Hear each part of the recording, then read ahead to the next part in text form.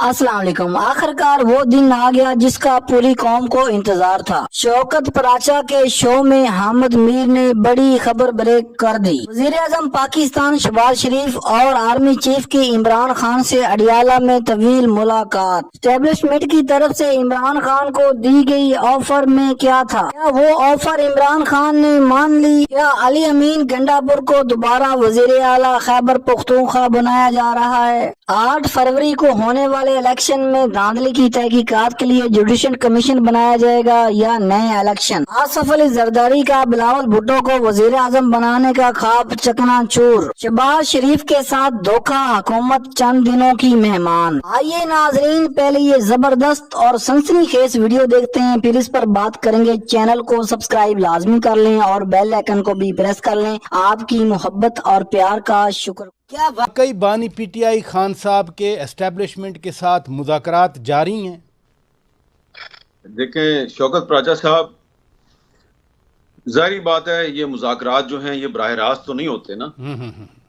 ऐसे तो नहीं होता ना कि एस्टेब्लिशमेंट का कोई बंदा जो है वो जेल में आके तो दुरुस्त है बात आपकी, मुज़ाकरात करे। इनडायरेक्ट मुज़ाकरात होते हैं। मुझे याद है कि डायरेक्ट मुज़ाकरात होते थे एक ज़माने में जनरल परवेज मुशर्रफ के दौर में।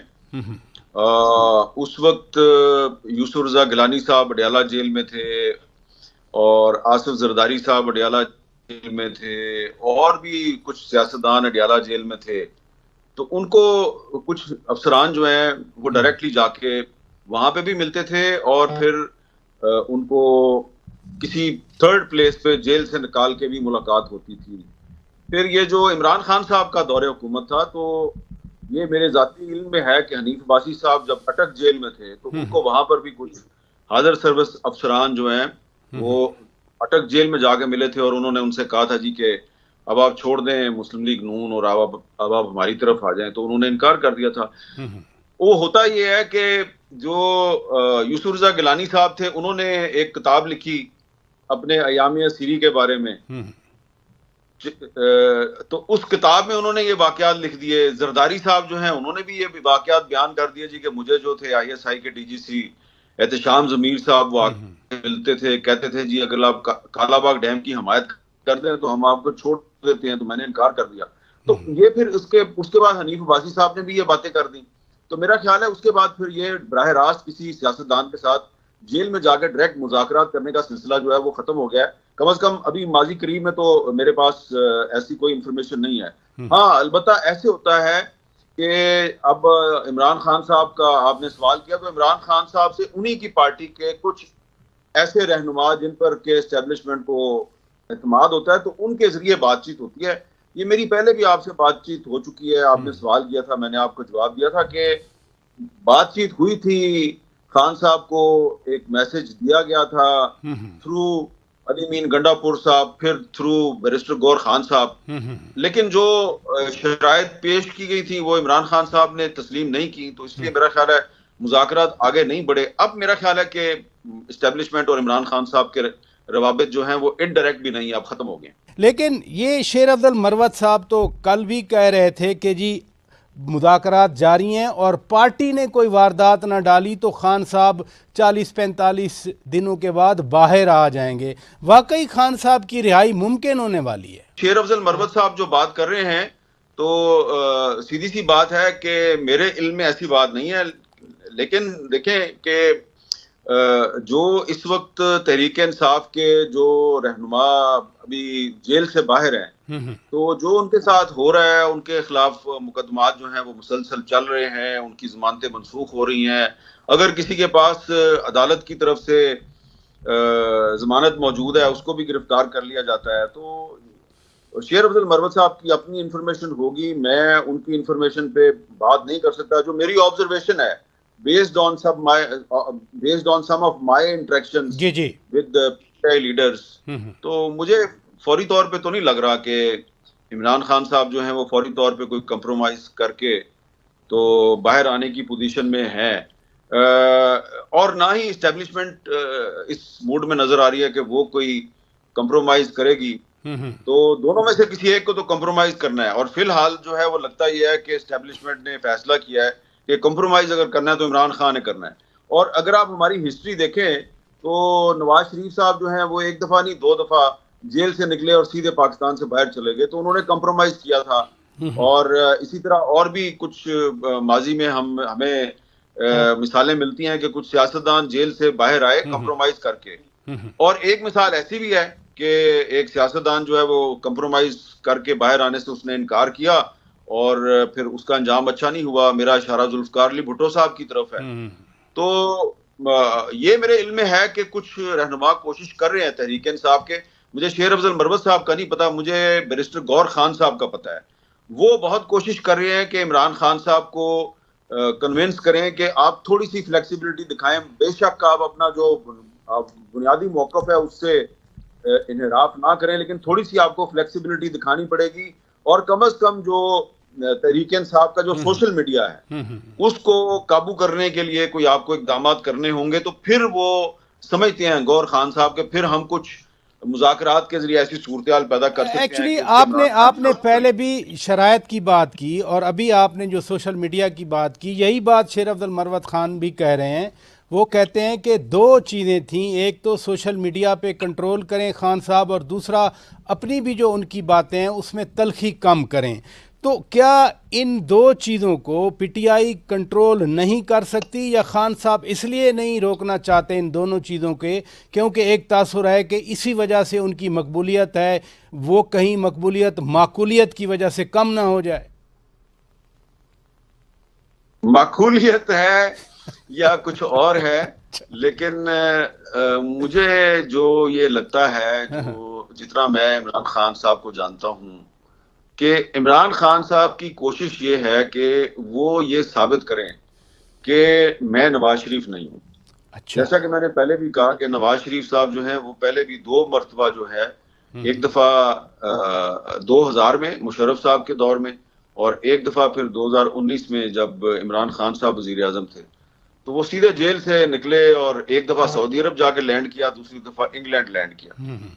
तो इमरान खान साहब जो हैं ये बताना चाहते हैं कि मैं नवाज शरीफ नहीं हूं। तो एक तरह से उन्होंने कंपटीशन लगाया हुआ है।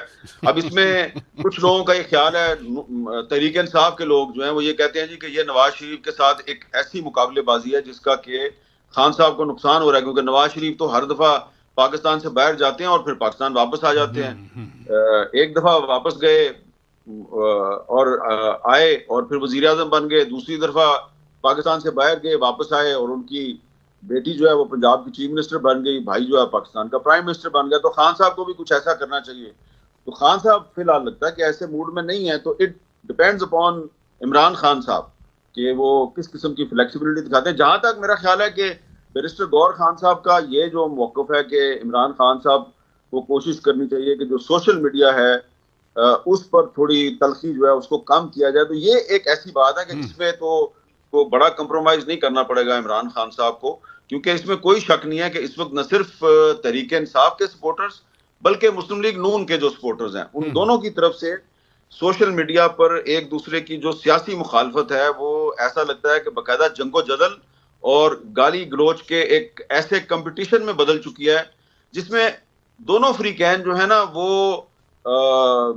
इखलाकी इकदार को पामाल करने की एक ऐसी दौड़ में मसरूफ हैं जिसमें अल्टीमेटली इन लोगों को खुद अपना ही नुकसान करना जो है उस पर कोई उनको पशेमानी नजर नहीं आ रही। वैसे नून लीग के और पीटीआई के सपोर्टर्स या वोटर्स तो ऐसी बातें करें, वो मुतहारिब सियासी जमातों से हैं, लेकिन पीटीआई के अंदर भी चाहे जो भी ओपिनियन हो वो एक इंतशार की सी सूरत हाल पैदा हुई है। मसलन शेर अफजल मरवत ने बताया कि अलीमा खान जो हैं वो बहुत अजीब सी लैंग्वेज इस्तेमाल करती हैं, जहर उगलती हैं, इस्तेमाल की जाती है। खुदा की पनाह बंदा मांगता है उनके मैसेजेस पढ़ के, लेकिन वो मुतहारिब सियासी जमातों के वर्कर्स हैं। पीटीआई के अंदर भी इंतशार की सी सूरत हाल है। शेर अफजल मरवत तो अभी इसी हालिया इंटरव्यू में अलीमा खान के ख़िलाफ़ उन्होंने सख्त बातें की। उन्होंने कहा उनकी ज़बान जहर उगलती है। ये आपस में क्यों लड़ते हैं? ये आपस में इसीलिए लड़ते हैं जिस वजह से मुस्लिम लीग नून वाले आजकल आपस में लड़ रहे हैं। राजा साहब, आप देखें कि मोहम्मद जुबैर साहब जो हैं वो तर्जुमान थे ना पहले नवाज शरीफ साहब के भी और मरियम नवाज शरीफ साहिबा के भी। तो आजकल वो क्या बातें करते हैं कि मरियम नवाज ने मुझे इस्तेमाल किया, नवाज शरीफ ने मुझे इस्तेमाल किया, मुझे जनरल बाजवा के पास भेजा, बाद में मुझे कहा कि तुमने हमारा नाम नहीं लेना। और फिर इसी तरह आप देखें शायद हकान अब्बासी साहब को नवाज शरीफ ने प्राइम मिनिस्टर बनाया, शेर अफजल मरवत को तो इमरान खान ने प्राइम मिनिस्टर नहीं ना बनाया।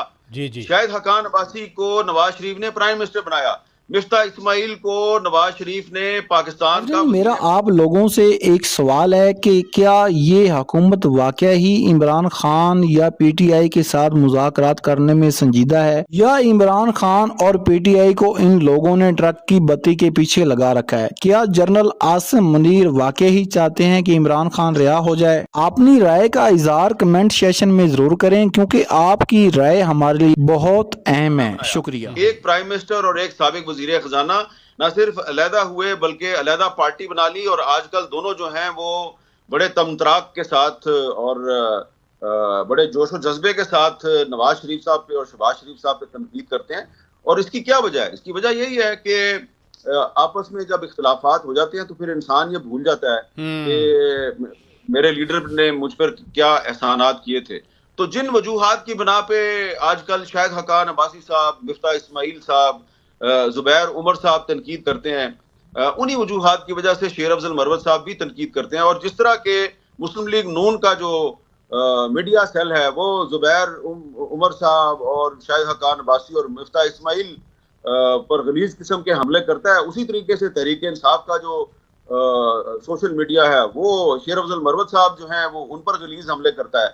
लेकिन फर्क सिर्फ ये है कि जुबैर उमर साहब उस तरीके से रिएक्ट नहीं करते जिस तरीके से शेर अफजल मरवत साहब करते हैं, और ये कोई अच्छी बात नहीं है। सियासी जमातें जो हैं उनके अंदर अगर जमहूरियत हो तो ना कोई जुबैर उमर पैदा हो और ना ही कोई शेर अफजल मरवत पैदा हो। अच्छा, मरवत साहब को तो पीटीआई से निकाल दिया, आदम खान स्वाति साहब भी अभी पीछे हैं, लेकिन गंडापुर साहब वजीर आला हैं बदस्तूर, वो एक सूबे में उनकी हुकूमत है, अली अमीन खान गंडापुर चीफ एग्जीक्यूटिव हैं, वो भी तो मुज़ाकरात की बात करते हैं। उन्होंने अभी लाहौर बार में गए थे, उन्होंने कहा था कि बानी पीटीआई भी मुज़ाकरात करना चाहते हैं।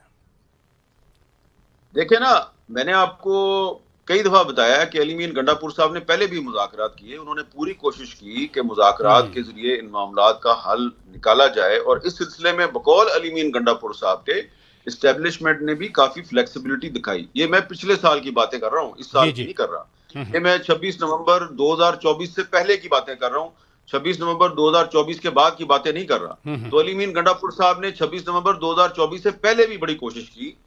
तो जैसा कि अली अमीन गंडापुर साहब जो हैं वो प्राइवेटली बताते हैं कि खान साहब जो हैं उन्होंने आखिर में आके तो फ्लेक्सिबिलिटी नहीं दिखाई, उसकी वजह से डील नहीं हो सकी। तो अगर अभी भी वो कोशिश कर रहे हैं गंडापुर साहब तो उनको करनी चाहिए। मेरा ख्याल है कि वो सियासतदान है और इमरान खान भी सियासतदान है, कोई दोनों जो है वो किसी मुसल्लह गिरोह के कमांडर तो है नहीं है कि उन्होंने बंदूकें निकाल के तो रियासत के खिलाफ जंग करनी है। तो अगर वो सियासतदान है तो सियासतदान तो यही काम करता है ना कि मुज़ाकरात के जरिए मामला को तय करने की कोशिश कर रहा है। तो अगर गंडापुर साहब ये काम कर रहे हैं, कोशिश कर रहे हैं, तो उनको कोशिश जारी रखनी चाहिए।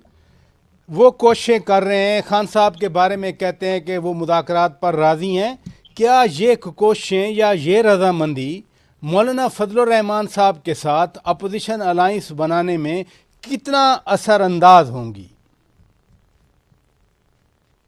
देखें, पिछले दिनों जो इंटरेक्शन हुई है खान साहब की अपनी पार्टी के कुछ रहनुमाओं से, और आप जानते हैं कि अब इमरान खान साहब की इंटरेक्शन उन्हीं से होती है जिनको के हुकूमत